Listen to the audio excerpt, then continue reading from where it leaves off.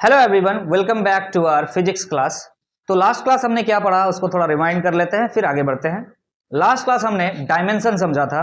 किसी भी physical quantity का डायमेंशन क्या होता है, उस डायमेंशनल इक्वेशन क्या होता है, डायमेंशनल फॉर्मूला क्या होता है, इन चीजों को समझा था।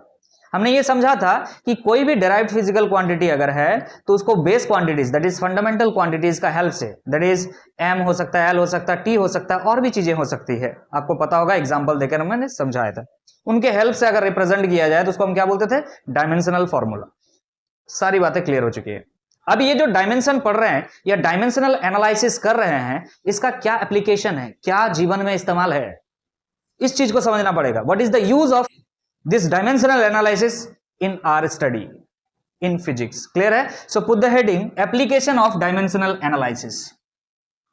application of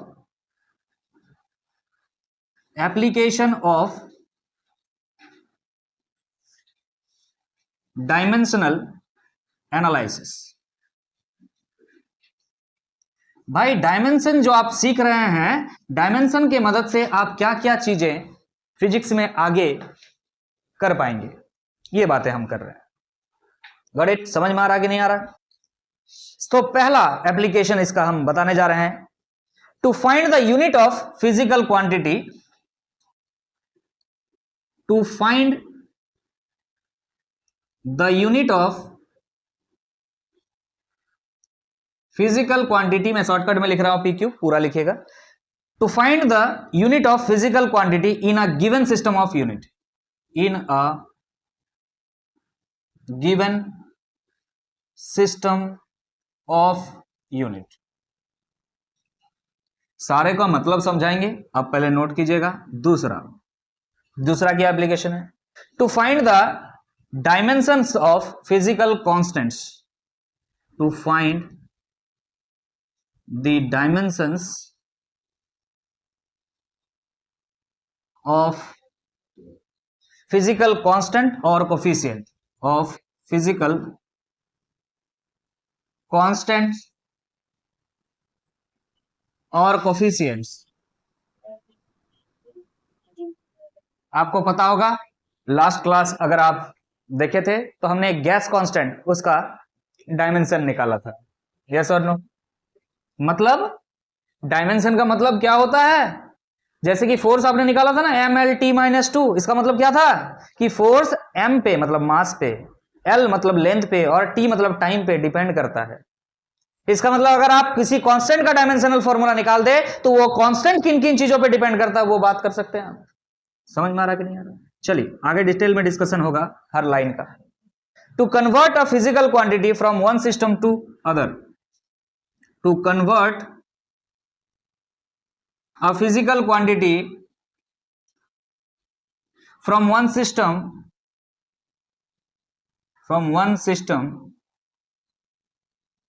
to other। मतलब समझ में आ रहा है कि मान लीजिए दिया हुआ है CGS सिस्टम में, SI में बदलना है, या SI में दिया हुआ है आपको CGS में बदलना है। क्लियर है कि नहीं? तो वन सिस्टम ऑफ यूनिट से दूसरे सिस्टम ऑफ यूनिट्स में हम जा सकते हैं, to other. Okay, fourth, to check the dimensional correctness, ये सबसे इंपॉर्टेंट है। To check the dimensional correctness, to check the dimensional correctness of a given physical relation, of a given physical relation, to a given physical relation। और इसी को हम कहते हैं बाबू principal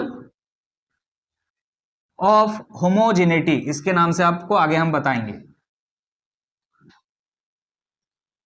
किसी भी फॉर्मूला को बनाने के लिए आपको इस प्रिंसिपल को फॉलो कराना जरूरी है, प्रिंसिपल ऑफ होमोजेनिटी।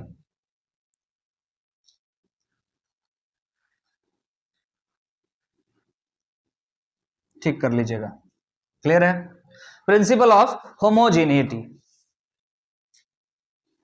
समझेंगे, चीजें क्या है ऐसे ही खत्म नहीं हो रहा है। बस आपको नोट करा रहे हैं, अभी हम एक एक चीजों को समझेंगे, बहुत डिटेल में समझेंगे एक एक करके। Fifth one, to derive the new relations, जो आज तक फॉर्मूलाज डिराइव नहीं हुआ है, आगे आगे जाकर के कोई चीज नया फिजिकल क्वांटिटी आप जो है डिस्कवर कर लिए हैं, तो वो फिजिकल क्वांटिटी किसी दूसरे फिजिकल क्वांटिटी के साथ किस तरह से रिलेटेड होंगे, वो डायमेंशन की मदद से आप रिलेशन बना पाएंगे। इसीलिए लिख रहे हैं टू डिराइव न्यू रिलेशंस।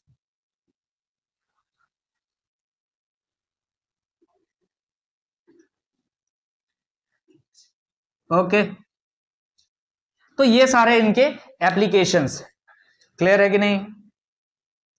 तो क्या हम एक एक करके थोड़ा ब्रीफ करेंगे, फिर डिटेल में हेडिंग लगाएंगे भाई, एक एक करके, चिंता मत करो, हेडिंग लगा लगा के एग्जांपल लेंगे, थोड़ा बहुत समझते हैं। To find the unit of physical quantity in a given system of unit, आपको बोल दिया गया फोर्स का यूनिट बताओ, तो तुम बोलोगे, तुम्हारा सवाल आगे होगा, सर कौन सा सिस्टम में बताएं, जरा बताइए। हम बोलेंगे कि ऐसा यूनिट बताओ, तो बोलोगे सर न्यूटन है। लेकिन जैसे तुमसे पूछेंगे कि तुम सीजीएस यूनिट बताओ, तो तुम फंस जाओगे। समझ में आ रहा कि नहीं आ रहा? तो डायमेंशन की मदद से सीजीएस यूनिट में फोर्स का सीजीएस यूनिट क्या होगा आप आराम से निकाल सकते हैं, वो डायन होता है। क्लियर है कि नहीं? आगे हम पढ़ेंगे उस चीज। To find the dimensions of physical constant और कोफिशिएंट्स, फिजिकल कांस्टेंट, कोई भी कांस्टेंट आपने पढ़ा होगा, V equal to I R, yes और नो? ये जो R था रेसिस्टेंस जिसे कहते थे, वो कांस्टेंट था, यस और नो? आपने पढ़ा F equal to G M1 M2 by R square, ये जो G है ये क्या है? Universal gravitational constant. और इस कांस्टेंट का भी आप क्या निकाल सकते हैं? डायमेंशन निकाल सकते हैं, और कांस्टेंट का भी डायमेंशन निकाल सकते हैं। उसी तरह से जितने भी कांस्टेंट है उनका डायमेंशन आप निकाल सकते हैं, या कोफिशिएंट्स का भी आप क्या निकाल सकते हैं? डायमेंशन। कोफिशिएंट क्या होता है? जो किसी वेरिएबल के आगे लिखा हुआ रहे, यस और नो? आप क्वाड्रेटिक इक्वेशन पढ़े हैं, a square plus a x square plus b x plus c. ये ए एक्स स्क्वायर का कोफिशिएंट क्या था? ए। कोफिशिएंट मतलब सामने जो नंबर है उसका बात हो रहा है, मतलब सामने एक कांस्टेंट रहेगा जिसे हम कोफिशिएंट कहेंगे, उसका भी डायमेंशन आप निकाल सकते हैं। Third one, to convert a physical quantity from one system to other, अभी जस्ट बताएं कि मान लीजिए किसी सिस्टम में आपको फिजिकल क्वांटिटी दिया हुआ है, सीजीएस में दिया हुआ है, एसआई में कन्वर्ट करना, कर लेंगे हम। एसआई में दिया हुआ सीजीएस में कन्वर्ट करना, कर लेंगे हम, डायमेंशन की मदद से कर लेंगे। सबसे important, very very important, to check the dimensional correctness, कि कोई फॉर्मूला अगर आपने लिखा है, फॉर एग्जाम्पल आपने लिखा है, आइंस्टाइन ने लिखा है, आपने नहीं लिखा है, E equal to m c square, yes और no? Why not m c? अब डिकोड कुछ मत कर लेना, इसको खराब लग रहा था क्या एमसी सुनने में, इसलिए एमसी स्क्वायर दे दिया क्या? चलो ठीक है, तो फिर एम स्क्वायर सी क्यों नहीं? Can't be a question like this, yes or no? So what were the process Einstein took there to check the dimensional correctness of a given physical quantity? जब भी भविष्य में आप कोई डिस्कवरीज करेंगे या अभी भी कोई भी चीज डिस्कवर्ड है, तो वो डायमेंशनली करेक्ट होना चाहिए, डायमेंशनली करेक्ट होना चाहिए। इसका मतलब जो लेफ्ट हैंड साइड में डायमेंशन होगा, राइट हैंड साइड में उसका डायमेंशन सेम होना चाहिए। समझ में आ रहा कि नहीं आ रहा है? चेक करके बताया जाएगा कि भाई एम सी स्क्वायर जब लिखेंगे तभी आपका जो है ये इक्वेशन सही बैठेगा, अदरवाइज नहीं बैठ सकता है। क्लियर है कि नहीं है? समझ में आ गया है? लास्ट, अच्छा, इस बात को हम क्या कहते हैं? प्रिंसिपल ऑफ होमोजेनिटी, इसको डिटेल में हम पढ़ेंगे। लास्ट क्या है? टू डिराइव न्यू रिलेशंस, भविष्य में कोई डिस्कवरीज होगा तो वो फॉर्मूला बनाएगा, इक्वेशन बनाएगा, तो उस समय भी अभी जो इक्वेशन हमने लिखा था E equal to MC square, किसी समय आइंस्टाइन के लिए ये नया था। किस तरह से उन्होंने एमसी स्क्वायर ही लिखा, तो उसी तरह से आगे कोई डिस्कवरीज होगा ना, तो आप किसका मदद लेंगे? डायमेंशन का ही मदद से जो है उस फॉर्मूला को करेक्ट बना पाएंगे। क्लियर है कि नहीं? तो चलिए वन बाय वन सबको समझने का प्रयास करेंगे, ध्यान दीजिएगा। तो अब हम इसके एप्लीकेशन को वन बाय वन एग्जांपल लेके समझते हैं। पहला क्या हमने बताया था? To find the unit of physical quantity in a given system of unit. तो चलिए एक फिजिकल क्वांटिटी लेते हैं आपके सामने, जैसे कि एक एग्जांपल में है हमारा फोर्स। हमने एक फिजिकल क्वांटिटी ले लिया फोर्स। क्लियर है? क्या आपको फोर्स का डायमेंशन पता है? पता होना चाहिए। अगर नहीं पता है तो आप बना सकते हैं, यस और नो। क्या होता है? Force equal to mass into acceleration. Mass हो जाएगा, एक्सेलरेशन मतलब वेलोसिटी बाय टाइम। बात समझ में आ रहा है? mlt -2, यस और नो। चेक कर लीजिए, एक बार और बना दे रहे हैं, कोई दिक्कत नहीं है। आप देखिए F इक्वल टू ma होता है भाई ना। m a के जगह में क्या हो जाएगा? वेलोसिटी अपॉन टाइम, यस और नो। तो ध्यान से देखिएगा, यहाँ पे मास के लिए हमने m लिख दिया। अरे वेलोसिटी को फिर क्या लिखोगे, जरा बता सकते हो ना? मास का मास लिख दिए, वेलोसिटी को क्या लिख सकते हैं सर? Distance by time. और पहले से एक टाइम है तो टाइम का स्क्वायर। तो ये मास हो गया, मास के लिए हम कैपिटल M लिख रहे हैं। S मतलब डिस्टेंस, डिस्टेंस के लिए लेंथ लिख रहे हैं। और टाइम, टाइम के लिए T -2 लिख रहे हैं, ऊपर जा रहा ना। तो ये क्या हो गया? Dimension of force mlt -2। ये बहुत कॉमन है, इस चीज को याद कर लीजिए, it will be good for you. तो जो फोर्स आपने लिया है उसका डायमेंशन आपको आता है mlt -2। ध्यान दीजिएगा। और आपको बता दिया गया है, सुनिएगा ध्यान से, आपको बता दिया गया है कि इसका यूनिट क्या होता है ना, ऐसा यूनिट क्या होता है बता दिया गया। क्लियर है कि नहीं? इसका ऐसा यूनिट आपको बता दिया गया है, क्या है ना? केजी मीटर पर सेकेंड स्क्वायर, जिसे आप क्या कहते हो बबुआ? न्यूटन, यस और नो।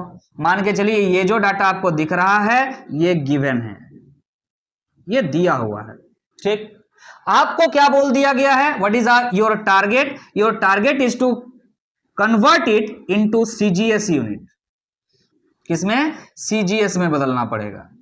अब कई बच्चे बोलेंगे कि सीजीएस यूनिट क्या होता है, तो आपको बता रहे हैं, सीक्वेंस वाइज वीडियो को देखते हुए चलिएगा तो अब आपको समझ में आएगा।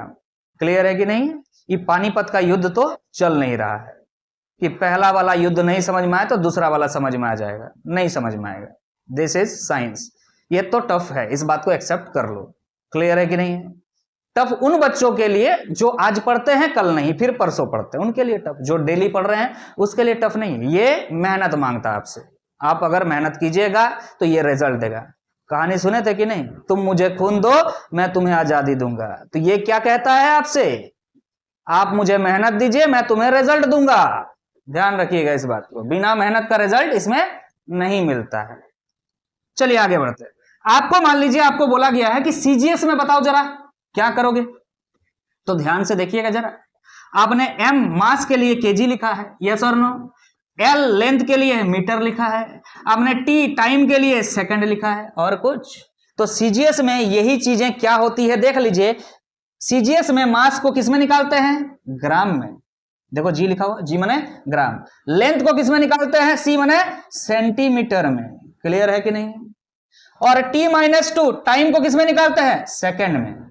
तो ये हो गया आपका सीजीएस यूनिट भाई साहब, ग्राम सेंटीमीटर पर सेकंड स्क्वायर। क्लियर है कि नहीं? देखो इसका एक खूबसूरत नाम दिया गया था, नाम क्या था? न्यूटन। साइंटिस्ट को रेस्पेक्ट दे करके जो है इसका नाम दिया गया था। अब इसका भी नाम एक दे दिया गया है, लेकिन इसका नाम इतना सुंदर था। इसका नाम सुनो ध्यान से, इसका नाम है डायन। बहुत बढ़िया है, कोई फर्क नहीं पड़ता है हम लोगों को, तो पढ़ने से मतलब है। इसका नाम क्या दे दिया गया? डायन। समझ में आ गया है ये बात? क्लियर है? तो चलिए अब स्टार्ट करते हैं आपका second application of dimension. Second application क्या था आपका? To find the dimensions of physical constants और कोफिशिएंट्स। अगर कोई फिजिक्स में आप कांस्टेंट के बारे में पढ़ें तो उसका भी आप क्या निकाल सकते हैं? क्या निकाल सकते हैं? डायमेंशंस निकाल सकते हैं। क्लियर है कि नहीं? चलिए अब इसका डायमेंशन निकाला जाए, एक आध एग्जांपल लेकर के समझाते हैं। एग्जांपल से ही इस बात को समझेंगे आप। जैसे कि आप देखिए ध्यान से, क्या आपने ये पढ़ा है? F equal to gravitational force equal to क्या होता है? G m1 m2 by r square. क्या आपने ये बात पढ़ा है? क्लास 9th में पढ़ा है।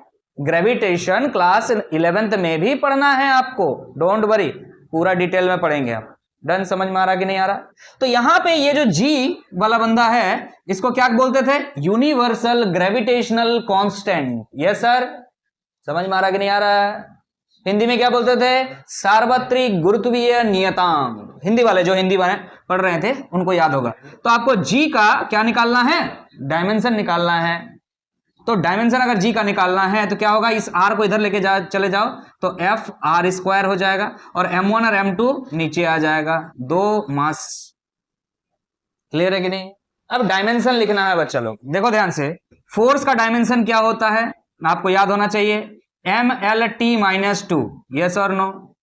आर क्या था, 2 मासेस के बीच का डिस्टेंस, तो डिस्टेंस का या लेंथ का डायमेंशन क्या होता था, L, लेकिन इसका स्क्वायर दिया हुआ है, देखिए तो इसका स्क्वायर लिख दीजिए। डिवाइड करना है आपको, m1 m2 2 मासेस है, सीधा सीधी m लिख करके स्क्वायर लिख सकते हैं, यस और नो, या तो m इंटू एम लिखेंगे तो फिर वही आएगा लास्ट में। क्लियर है कि नहीं है? अब इसको सॉल्व कर दीजिए, बस कुछ नहीं करना है, एक m के साथ एक m कैंसिल हो जाएगा, ये m ऊपर जाएगा तो क्या आ जाएगा, m पे पावर -1 भाई l है यहाँ पे, यहाँ l स्क्वायर है तो ये आ जाएगा l क्यूब और t to the power -2। So this is the dimension of gravitation, universal gravitational constant. देखिए डायमेंशन हम निकाल पा रहे हैं ना कोई भी कांस्टेंट का। इसका मतलब क्या है, अगर आपने ग्रेविटेशनल यूनिवर्सल ग्रेविटेशनल कांस्टेंट का ये डायमेंशन निकाला तो what it implies, it implies that it depends on the mass of the objects, it depends on the distance between the objects, it depends on the ये जो force है ये कितने time तक लग रहे हैं, ये सब बातें ये डायमेंशंस बताता है। Getting my point? समझ में आ रहा कि नहीं आ रहा? एक और एग्जांपल ले लिया जाए, चलिए एक और एग्जांपल लेते हैं आपके सामने। देखिए एक और कांस्टेंट याद करो, हमने ये इक्वेशन पढ़ा है, अगर आप लोग क्लास 9 में पढ़े होंगे, नहीं पढ़े होंगे शायद, ICICI वाला कनेक्ट कर पाएंगे, आप पढ़ सकते हैं E = h/nu। आपने कई जगह केमिकल रिएक्शन में h/nu लिखा था, याद कीजिए कि लाइट एनर्जी का जरूरत होता है, जहां पे लाइट एनर्जी का जरूरत होता है उसको हम लोग फोटोकेमिकल रिएक्शंस बोलते थे, और वहां हम क्या लिख देते थे, h/nu। क्लास 10 में ऐसे पढ़ते थे। क्लास 10 में ये डायरेक्ट फॉर्मूला आपको नहीं मिला होगा, हम आपको बता रहे हैं। E मतलब एनर्जी है, H मतलब प्लैंक कांस्टेंट है, और न्यू का मतलब फ्रीक्वेंसी है। किसका फ्रीक्वेंसी? लाइट का फ्रीक्वेंसी, या बोल सकते हैं इलेक्ट्रोमैग्नेटिक वेव का फ्रीक्वेंसी है। Got it? समझ में आ रहा है कि नहीं आ रहा? चलिए ठीक है, तो यहां पे आपको दिख रहा है ये जो कांस्टेंट है इसका नाम है, क्या बोल रहे हैं अभी, प्लैंक्स कांस्टेंट। क्या है? Planck's constant. Okay sir, Planck's constant. इसका हमको डायमेंशन चाहिए, तो H = क्या हो जाएगा ना सर, E/न्यू। यस और नो? समझ में आ रहा कि नहीं? और न्यू क्या है, हमने बोला फ्रीक्वेंसी है, और अगर न्यू फ्रीक्वेंसी है तो आपको पता है ये होता है 1/टाइम पीरियड। फ्रीक्वेंसी इक्वल टू क्या होता है, 1/टाइम पीरियड। आपको पता है फ्रीक्वेंसी को किसमें मेजर करते हैं, हार्ज। हार्ज को क्या कहते हैं, पर सेकंड। पर सेकंड भी कह सकते हैं, अरे 1/टाइम मतलब 1/सेकंड, सेकंड ऊपर जाएगा तो पर सेकंड, पर सेकंड को ही क्या कहते हैं, हार्ज कहते हैं। Got it? समझ में आ रहा कि नहीं आ रहा? ठीक है सर, तो ये हम जान गए कि फ्रीक्वेंसी का डायमेंशन कैसे लिखोगे। अच्छा, टाइम नीचे है तो टाइम ऊपर चला जाएगा तो टाइम इनवर्स हो जाएगा, तो फ्रीक्वेंसी का तो डायमेंशन आप फटाक से लिख पाओगे। यहां पे कुछ नहीं लिखे, अभी हम एनर्जी का लिखेंगे, डिवाइड बाय टाइम का इनवर्स हो जाएगा क्या, फ्रीक्वेंसी का डायमेंशन। यस और नो? एनर्जी का क्या होगा डायमेंशन, जो वर्क का होगा वही एनर्जी का होगा। बात समझ में आ रहा कि नहीं आ रहा? What is work, what is energy, the capacity of doing work. समझ में आ रहा कि नहीं आ रहा? तो एनर्जी और वर्क का डायमेंशन सेम होता है। तो आपने लास्ट क्लास में इसका पढ़ा था, ML² T-2, ये हो गया डायमेंशन वर्क का और एनर्जी दोनों का। अब इसको सॉल्व कर लीजिए, बस H का वैल्यू निकल जाएगा, H का डायमेंशन निकल जाएगा, M तो बस अकेला है, ML² है, ठीक है। T-1 जब ऊपर जाएगा तो T+1 हो जाएगा, तो यहाँ पे क्या बचेगा, ओनली T-1 बचेगा। समझ में आ रहा कि नहीं आ रहा? तो this is the dimension of Planck's constant, ML² T-1। Got it? ऐसे ऐसे कई कांस्टेंट्स हो सकते हैं, कई कांस्टेंट्स हो सकते हैं। आपके लिए एक क्वेश्चन दे दें, आपके लिए एक क्वेश्चन दे देते हैं ताकि आप लोग इस पर वर्क करें। आपने पढ़ा होगा सर V = IR, यस और नो? पढ़ा है कि नहीं? ये R क्या है, रेसिस्टेंस, लेकिन ये कांस्टेंट है, आपको पता है। तो आपको क्या लिख सकते हैं यहाँ पे, R = क्या हो जाएगा, V/I हो जाएगा कि नहीं? आपको हम बता रहे हैं कि पोटेंशियल का डायमेंशन लिखिएगा, यहां करंट का डायमेंशन लिखिएगा, फिर डिवाइड करके R का डायमेंशन निकाल के बताइएगा। ये आपके लिए होमवर्क रहा। क्लियर है कि नहीं? R का निकाल के बताइए। MLT से काम नहीं चलेगा। क्या ये मैकेनिक्स का क्वेश्चन है? नहीं, करंट इलेक्ट्रिसिटी है। तो यहां पे करंट है, तो करंट का क्या होता है, A होता है, आपको पता होना चाहिए, सब बातें बताया है। और पोटेंशियल क्या होता है, पोटेंशियल इक्वल टू आपने पढ़ा होगा वर्क अपॉन चार्ज। क्लास 10 में पढ़ा था भाई, क्या होता है V equal to W by Q. तो वहां से W माने वर्क और Q मतलब चार्ज, चार्ज मतलब होता है AT। सब कुछ बता दिया मैंने, फिर भी आप इसको बना लीजिएगा। क्लियर है कि नहीं? क्या बना दे?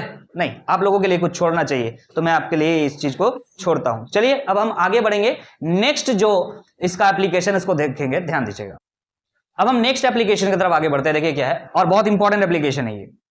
To convert a physical quantity from one system to other. कोई भी फिजिकल क्वांटिटी है, एक सिस्टम में दिया हुआ है, दूसरा सिस्टम में लेके जाना। मान लीजिए कि MKS सिस्टम में दिया हुआ है, CGS में जाना है, या CGS में दिया हुआ है, MKS या SI में जाना है। तो ये काम हम इसमें कर सकते हैं।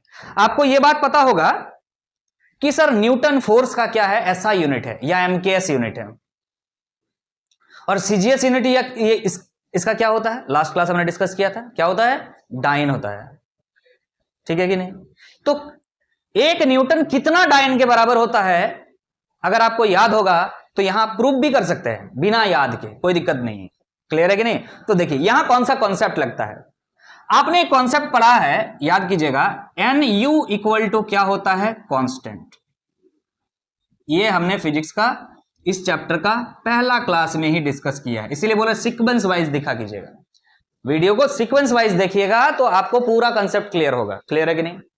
NU इक्वल टू कांस्टेंट का मतलब क्या है, यहां N क्या है, न्यूमेरिकल वैल्यू, U क्या है, यूनिट। इन दोनों को अगर एक साथ लिखा जाए तो दोनों मिलकर के हमेशा कांस्टेंट होता है। So this means it implies, क्या लिख सकते हैं ना, N1U1 equal to N2U2 equal to N3U3, कुछ भी कर सकते हैं। हमने ये आपको समझाया था कि अगर किसी का न्यूमेरिकल वैल्यू ज्यादा होता है तो उसका यूनिट छोटा होता है। यस और नो? वो वीडियो रिकॉल कर पा रहे हैं आप? बढ़िया से, ठीक है जी। तो मान लेते हैं कि कोई एक फिजिकल क्वांटिटी है, कि let X is a physical quantity. What it, समझ में आ रहा कि नहीं आ रहा? X एक फिजिकल क्वांटिटी है एंड इट्स डायमेंशन इज, इसका कोई डायमेंशन मान लीजिए आप, क्या मान लीजिएगा, जैसे m मान लीजिए, m पे पावर a है, हमको नहीं पता कितना है, हम मान लिए a है, ठीक है, m पे पावर a है, हो गया, l पे पावर b है, t पे पावर c है, ऐसा कुछ मान लिया। Got it? समझ में आ रहा कि नहीं आ रहा? हमें नहीं पता कि इसका डायमेंशन क्या है। डायमेंशन का मतलब जो पावर में होता है उसी को तो डायमेंशन कहते हैं। तो हमने मान लिया डायमेंशन क्या है इसका, A B C। क्लियर है कि नहीं है? ओके, हमने ये मान लिया। ये फिजिकल क्वांटिटी किसी एक सिस्टम ऑफ यूनिट में दिया हुआ है, मान लीजिए किसी एक सिस्टम ऑफ यूनिट में दिया हुआ है, वो कुछ भी हो सकता है, CGS में हो सकता है, MKS में हो सकता है, ठीक है कि नहीं? तो एक सिस्टम से, सिस्टम 1 से कोई भी XYZ कोई भी सिस्टम हो सकता है, आपको पता है। आपको सिस्टम 2 में जाना है, हम आसान तरीके में बता रहे हैं, बुक्स में जो है बहुत पिक्यूलियर टाइप के लिखे हुए, हम आपको आसान तरीके से बता रहे हैं कि एक सिस्टम है, कुछ भी हो सकता है, दूसरा सिस्टम में हमको जाना है। तो एक सिस्टम अगर है तो इसमें ऐसे लिखते हैं कि इस सिस्टम में इसका न्यूमेरिकल वैल्यू कुछ होगा कि नहीं हुआ, यहां पे हम लिख रहे हैं N1 की जगह N1। क्लियर है कि नहीं है? ओके, यहां तक क्लियर है? इसका यूनिट क्या होगा, कुछ भी हो सकता है, तो यूनिट के हिसाब से हम डायमेंशन लिख देंगे। क्या लिख देंगे सर, M पे पावर A, L पे पावर B और T पे पावर C। चलिए लिख दिया। क्लियर है कि नहीं है? हम मान लेते हैं यहां पे जो मास का डायमेंशन है M1 है, L1 है और T1 है, क्योंकि यहां क्या लिखा हुआ था, ओनली U1। आगे बात करते हैं, ये N1 U1 लिखा हुआ है, U1 को ऐसे लिख सकते हैं हम डायमेंशन के टर्म्स पे। अरे किसी चीज का यूनिट है, मान लो अरे मीटर पर सेकंड है किसी चीज का यूनिट, तो इसका डायमेंशन कैसे लिखोगे? अरे यूनिट आपको पता है ना, U मतलब वेलोसिटी, चलो भी लिख देते हैं। वेलोसिटी का यूनिट क्या होता है, मीटर पर सेकंड। तो इसका यूनिट कैसे, डायमेंशन कैसे लिखोगे? मीटर के लिए L लिखोगे ना, और टाइम के लिए क्या लिखोगे, सेकंड। अरे L T-1, इसको ऐसे लिख सकते हैं कि नहीं लिख सकते? तो हम इस चीज को कैसे लिख रहे हैं, यूनिट को हमने मान लिया था डायमेंशन ये है, तो इसके हिसाब से हमने क्या मान लिया, M1 L1 और T1, डायमेंशन ABC है, आपको दिख रहा है? क्लियर है? सिमिलरली जो सिस्टम 2 है उसमें हमको जाना है, तो इसके लिए न्यूमेरिक वैल्यू हम क्या मान लेते हैं, N2 है, और यहां पे इसका डायमेंशन क्या है, M पे पावर A, L पे पावर B और T पे पावर C। डायमेंशन सेम है, लेकिन यहां पे जो मास का वैल्यू होगा वो अलग होगा, इसलिए हम यहां पे M2, L2 और T2 लिख दे रहे हैं। क्योंकि ये दूसरा सिस्टम ऑफ यूनिट है। क्लियर है कि नहीं? अगर आपको ये बात पता चल गया, ये आपने इक्वेशन लिख लिया, तो आगे जो इस सिस्टम ऑफ यूनिट में न्यूमेरिक वैल्यू क्या है ये पता कर सकते हैं कि नहीं कर सकते हैं? हम कह रहे हैं आपसे, एक सवाल लेंगे अभी हम, कि 1 न्यूटन कितना डाइन के बराबर होता है? आपको नहीं पता मान लीजिए, तो ये किस सिस्टम में है? एसआई सिस्टम में है। ये डाइन किस सिस्टम में है? सीजीएस सिस्टम में है। आपसे पूछा जा रहा है कि कितना डाइन के बराबर होगा। इसका मतलब क्या पूछ रहा है? If this is n1 and this is u1 equal to this is n2 and this is u2, तो आपसे क्या पूछ रहा है? n2 पूछ रहा है। तो n2 कैसे निकालोगे? समझ में आ रहा है? यहां से देखो, n2 बराबर हो जाएगा, क्या है हो जाएगा, यहां पे क्या दिख रहा है? n1। आपको क्या दिख रहा है यहां पे? m1। अरे दिख रहा कि नहीं यार? अरे यहां पे क्या दिख रहा है? m2। डिवाइड कर दीजिए m2, और दोनों का पावर में सेम है, इसीलिए हम एक साथ लिख सकते हैं इस चीज को। यस और no? m1 divide by m2 पे पावर क्या लिख सकते हैं? a। क्लियर है कि नहीं है? सिमिलरली ये L2 नीचे जाएगा तो क्या हो जाएगा? L1 डिवाइड बाई L2 पे पावर, बोलो जरा, b। इस पूरा ब्रैकेट को नहीं भी लिख सकते, कोई दिक्कत नहीं, आप इसका जो पावर है वो डायरेक्टली बाहर लिख सकते हैं a। क्लियर? क्योंकि सेम है दोनों का पावर, दोनों का डायमेंशन सेम होता है। अरे डायमेंशन लेफ्ट हैंड साइड में और राइट हैंड साइड, दोनों साइड सेम होता है, प्रिंसिपल ऑफ होमोजेनिटी। वैसे नेक्स्ट हम आपको इस चीज को डिटेल में समझाएंगे। याद रखिएगा, किसी भी चीज का लेफ्ट हैंड साइड में जो होता है डायमेंशन, राइट हैंड साइड में उस इक्वेशन का डायमेंशन वही होना चाहिए, तभी वो फॉर्मूला सही है, अदरवाइज सही नहीं है। क्लियर है ना? चलिए टी पर काम करते हैं, तो क्या हो जाएगा? t1 डिवाइड बाई t2, इस पे पावर क्या हो जाएगा? c। यहां तक समझ में आया? तो n2 जब आपको निकालने बोलेगा, जैसे कि सवाल मैंने आपको लिख के बताया इसीलिए कि 1 न्यूटन इक्वल टू कितना डाइन के बराबर होता है, तो यहां से वैल्यू निकल जाएगा आपका आसानी से। क्लियर है कि नहीं? तो ये थियोरेटिकल अप्रोच आपको दिखाया हमने, आपको एक एग्जाम्पल करके दिखाते हैं, तब आपको और मजा आएगा। ध्यान दीजिएगा।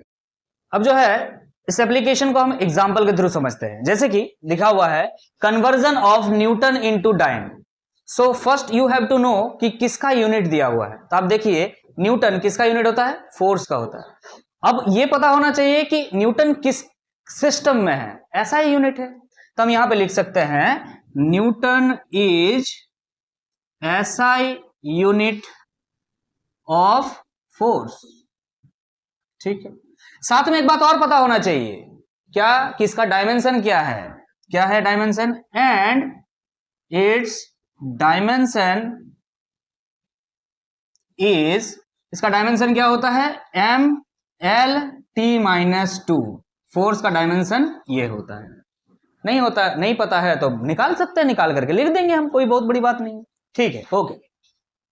आपको इस न्यूटन को कन्वर्ट करना है, किसमें? डाइन में कन्वर्ट करना है। आपको पता होना चाहिए ये जो न्यूटन है वो किस सिस्टम में है? एसआई सिस्टम में है।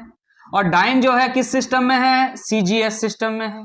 मतलब आपको कन्वर्जन करना है एसआई टू सीजीएस। तो चलिए बात करते हैं, क्या मास एसआई यूनिट, मास का एसआई यूनिट केजी होता है? यस और नो? अच्छा, सीजीएस यूनिट मास का क्या होता है? ग्राम्स होता है। सिमिलरली लेंथ का एसआई यूनिट मीटर होता है, लेंथ का सीजीएस यूनिट सेंटीमीटर होता है, टाइम का ऐसा यूनिट सेकंड होता है, और टाइम का सीजीएस यूनिट भी सेकंड होता है। क्लियर? समझ में आ रहा है? ये बातें हमने साइड में लिख लिया, इसका हेल्प चाहिए होगा। अब हमको पता है क्या? We know n2 equal to क्या होता है? n1 m1 by m2 to the power a। हमको डायमेंशन पता नहीं रहता है तो a लिखते हैं। हमें फिलहाल m का डायमेंशन पता है, कितना है पावर में? 1, तो 1 लिख देंगे। अभी चलिए एक बार फॉर्मूला लिख देते हैं, कोई दिक्कत नहीं है। L1 बाई L2 पावर में b और T1 बाई T2 पावर में c। क्लियर है? यहां तक सब कुछ जानते हैं ये सब? देखिए पूछ क्या रहा है बेसिकली आपसे कि ये 1 न्यूटन जो है कितना डाइन के बराबर है। बात समझे कि नहीं समझे? ये आपसे पूछा जा रहा है। तो ये है आपका n1, ये है आपका u1, ये यहां पे आपको क्या चाहिए होगा? n2 चाहिए होगा, इसलिए हमने डायरेक्टली लिख लिया n2 बराबर क्या है? n1 इंटू बाकी जो चीजें आपको दिख रहा है। क्लियर है कि नहीं है? चलिए अब ऐसा यूनिट में हमने सबको क्या मान लिया? m1 मान लिया, L1 मान लिया, T1 मान लिया, और सीजीएस में m2, L2 और T2 मान लिया। गॉट इट, समझ में आ गया यहां तक। चलिए अब आप यूनिट्स बैठाइए, N2 बराबर N1 का वैल्यू 1 बैठा दीजिए थोड़ा देर के लिए, 1 सब में बैठा देना है। ऐसा नहीं है कि यहां कुछ और बैठा रहे कहीं और कुछ बैठाएंगे, ऐसा नहीं बोल रहा आपको, हमेशा क्या बैठा देना है, अरे बोलो जरा, 1 बैठा देना। चले ठीक है, आगे बात किया जाए M1 बाई M2। तो देखिए M1 किस में है, केजी में है, तो हम यहां केजी लिख देते हैं। M2 किस में है, ग्राम्स में है। पावर में क्या है, A, तो आपको डायमेंशन देख लेना है। मास का पावर में क्या है, 1 है, तो यहां पे क्या हो जाएगा 1। नेक्स्ट L1 किस में है, मीटर में है। L2 किस में है, सेंटीमीटर में है। पावर में क्या है 1, इसका भी पावर 1 हो गया। T1 किस में है, सेकंड में है। फिर T2 भी किस में है, सेकंड में है। पावर में क्या है -2। कोई प्रॉब्लम, आगे का लाइन देखिए ध्यान से, N2 बराबर क्या हो जाएगा, यहां पे 1 छोड़ दीजिए। आप ऐसा इसको कन्वर्ट कीजिए ताकि दोनों सेम रहे, यहां तो सेम है, काट दीजिए सीधा सीधा। 1 किलोग्राम बराबर होता है 1000 ग्राम। समझ में आ रहा कि नहीं आ रहा? तो आप यहां पे क्या लिख सकते हैं, 1000 की जगह 10⁻³ ग्राम लिख सकते हैं कि नहीं लिख सकते हैं, नीचे में ग्राम लिख दिए। पावर में 1 है, छोड़ दीजिए। क्लियर है कि नहीं है? नेक्स्ट आपको दिख रहा मीटर, ये मीटर किस में कन्वर्ट कर दीजिए, सेंटीमीटर में। 1 मीटर बराबर 100 सेंटीमीटर होता है, मतलब 10 square centimetre divide by centimetre. Clear है कि नहीं? ये तो पूरा कट चुका है, 1⁻⁻2 क्या हो जाएगा, 1 ही हो जाएगा। अब ये सेंटीमीटर और सेंटीमीटर काट दीजिए, ये ग्राम और ग्राम काट दीजिए। यहाँ N2 का वैल्यू क्या आ रहा है आप देख पा रहे हैं, 10⁻3, आगे 1 है, 10⁻3 इंटू 10⁻2 दैट इज 1 इंटू 10⁵ आ रहा है। यस और नो? इसको सीधा सीधी आप लिख सकते हैं N2 इक्वल टू क्या ना 10⁵। इसका मतलब आपने क्या निकाला जानते हैं आप, यहां N2 का वैल्यू आपने निकाल लिया। इसका मतलब यह है कि 1 न्यूटन बराबर क्या होता है, 10⁵ डाइन होता है। बोलिए क्लियर है? आपको नहीं पता था, लेकिन आप इस फॉर्मूला से आसानी से निकाल सकते हैं कि कोई भी सिस्टम में अगर आपको पता है यूनिट, तो दूसरे सिस्टम में उसका वैल्यू कितना होगा, न्यूमेरिकल वैल्यू कितना होगा, आराम से निकाल सकते हैं। क्लियर है कि नहीं है? तो चलिए हम एक और एग्जांपल देखेंगे इसका, ध्यान दीजिए। अब हम नेक्स्ट एग्जांपल देखेंगे, एकदम सेम चीज है। बोल रहा है conversion of gravitational constant that is G from CGS to MKS system. इस बार उल्टा कर दिए हम, CGS में कन्वर्ट किए थे SI से, अब CGS से हम MKS में जाएंगे। अरे MKS is very much similar to SI, और MKS में सिर्फ 3 यूनिट्स होता है, किसका, मास का होता है, किसका होता है, मास का होता है दैट इज kg, और लेंथ का होता है दैट इज मीटर, और S मतलब सेकंड, टाइम का होता है। 3 चीजें होती है। SI में 7 चीजें डायमेंशंस के बारे में बताया गया है। ठीक है, ओके। तो ये बातें पता होनी चाहिए, तो क्वेश्चन में हमेशा ये बातें दिया हुआ रहेगा जो लिखे हैं हम अभी। देखिए the value of G in CGS, अगर CGS में G का वैल्यू लिखा जाए तो कितना होता है, 6.67 × 10⁻⁻8 CGS यूनिट। अब आपको CGS यूनिट पता होना चाहिए, ये नहीं लिखा रहेगा लेकिन ये वैल्यू लिखा रहेगा। आगे while it's dimension formula is this, अगर आपको डायमेंशनल फॉर्मूला दिया हुआ ना तो इससे यूनिट तो निकाल लीजिएगा। अरे यूनिट से डायमेंशनल फॉर्मूला निकल सकता है, तो डायमेंशन से यूनिट फॉर्मूला निकल सकता है। तो देखिए हम इस चीज को ऐसे लिख सकते हैं, सो G इक्वल टू क्या है ना 6.67 इंटू 10⁻⁻8 CGS यूनिट। तो CGS यूनिट क्या होगा जरा बताओ, ध्यान से देखो, यहां पे L दिख रहा है, L क्या होता है CGS में, सेंटीमीटर होता है। तो हम यहां लिख सकते हैं क्या, सेंटीमीटर क्यूब। यस और नो? L क्यूब है तो सेंटीमीटर क्यूब। M पे पावर -1 है, M मतलब हो गया यहां पे क्या है, M मास, मास का मतलब यहां पे CGS में क्या हो जाएगा, ग्राम, तो पर ग्राम। क्लियर है कि नहीं है? यहां देखिए टाइम है, टाइम सेकंड में होता है CGS में भी, तो सेकंड पे -2, this is the CGS unit of G। Got it? समझ में आ गया है किस तरह से निकाले? क्लियर है? आगे देखिए ध्यान से। अब आपको कन्वर्जन करना है कहां से कहां ना, CGS टू जाना है कि कहां पर, MKS में। तो CGS में मास क्या होता है यह पता रहना चाहिए। CGS में मास ग्राम्स में होता है, लेंथ सेंटीमीटर में होता है, और टाइम सेकंड में होता है। Got it? इसको M1, इसको L1 और इसको T1 मान लेते हैं। जिस पर दिया हुआ है उसको M1 L1 T1 मान लीजिए, जिस पे निकालना है इसको M2 L2 T2 मान लीजिए। क्लियर है कि नहीं है? अब M2 मतलब हो गया, मास इसमें किस में होता है भाई, kg में होता है। लेंथ किस में होता है, मीटर में होता है। टेम्परेचर टाइम किस में होता है, सेकंड में होता है। बोलो समझ में आ रहा है? यही हमने किया था लास्ट क्वेश्चन में। एकदम सेम अप्रोच आपको रखना है। ये हमने साइड में लिख के रख लिया, it will help us. Got it? समझ में आ गया है? नाउ आपको क्या करना है, N2 का वैल्यू निकालना है। N2 बराबर क्या हो जाएगा, N1 into M1 by M2। अब नहीं लिख रहे हैं फॉर्मूला, डायरेक्टली लिखे हैं M1 by M2। M1 G है, M2 kg है, G बाई kg। पावर में क्या होगा देख लेना है, डायमेंशन के पावर में क्या है -1 है, तो -1 डाल दीजिए। क्लियर है? उसके बाद L1 बाई L2, तो L1 आपको क्या दिख रहा है सेंटीमीटर, और L2 दिख रहा है मीटर। पावर में क्या होगा, यहां पे पावर में देखिए क्यूब है। Got it? उसके बाद क्या होता है T1 बाई T2, T1 भी सेकंड और T2 भी सेकंड। पावर में कुछ भी रहे कट जाएगा, लेकिन लिखना तो पड़ेगा, -2 हमने लिख दिया। Got it? समझ में आ गया है? अब आगे बढ़ते हैं। यहां तक क्लियर है? अरे भाई क्लियर है कि नहीं है, बोलो। अब देखो ध्यान से, यहां पे N1 का वैल्यू क्या डालेंगे। अभी थोड़ा देर पहले बोल दिया था 1 डाल देना, नहीं डालना है। क्यों? क्योंकि यहां पे क्या दिया है, सवाल देखिए आपको दिया है 6.67 into 10⁻⁻8 CGS unit equal to कितना होता है MKS यूनिट। ध्यान से समझ में आ रहा है कि नहीं आ रहा? ये अब सवाल है आपके पास। So this is N1 and this is U1। यहां N2 आपको निकालना है और ये U2 आपको लिखना है। अरे समझ में आ रहा कि नहीं आ रहा? So what is N1 here, 6.67 into 10⁻⁸। Got it? वहां पे क्या था 1 न्यूटन लिखा हुआ था, तो इसीलिए N1 का वैल्यू क्या लिखे थे 1 लिखे थे।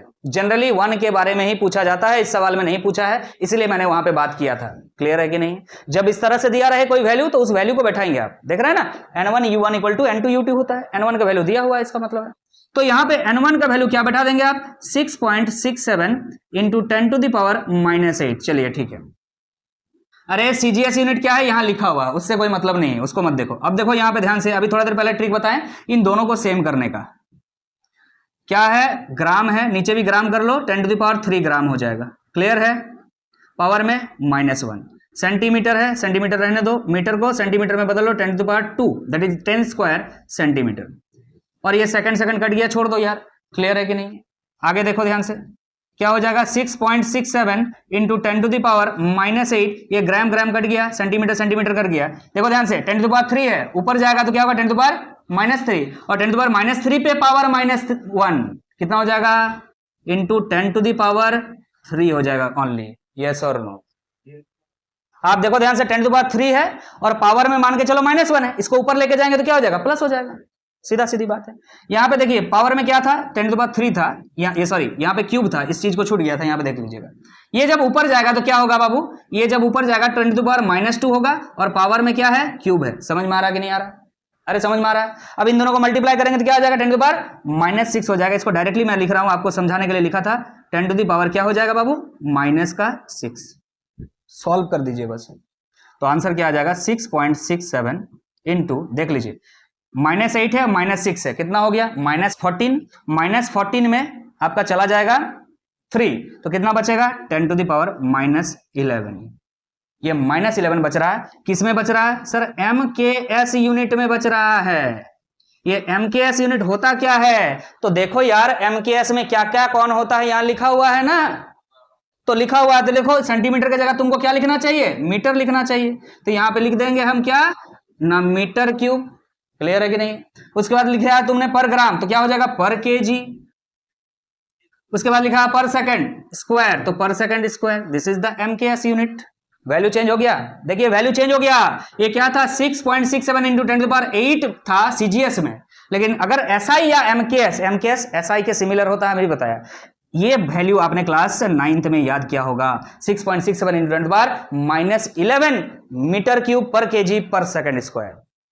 क्लियर है कि नहीं है?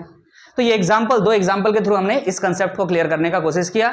अब जो है नेक्स्ट जो एप्लीकेशन है उस पर हम बात करेंगे, और आज वीडियो बहुत बड़ा हो जाएगा, इसीलिए इस वीडियो को हम यहीं पे समाप्त करेंगे। और उस वीडियो में जो आपका 2 और एप्लीकेशन है, उन दोनों एप्लीकेशन को डिस्कस करते हुए क्लास को आगे बढ़ाएंगे। तो अगर वीडियो अच्छा लगा है, अभी तक आप वीडियो को देख रहे हैं, तो वीडियो को लाइक करके जाइएगा। अगर चैनल पे नए हैं तो चैनल को सब्सक्राइब कर दीजिएगा। मिलते हैं नेक्स्ट वीडियो में, तब तक के लिए अलविदा। Thank you so much.